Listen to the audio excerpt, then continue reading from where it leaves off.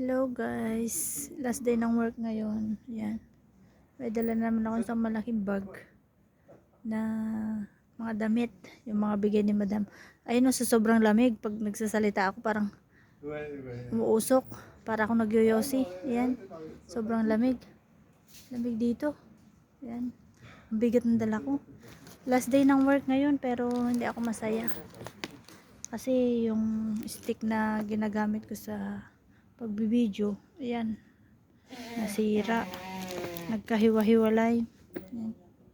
Nilaglag kasi nung sinundo ko yung alaga ko, nung sinusuotan ko siya ng jacket, nasa bulsa ko, nalaglag kasama ang cellphone. Ayan ang nangyari. Ayan, kaya hindi ako masaya kasi wala na akong magamit.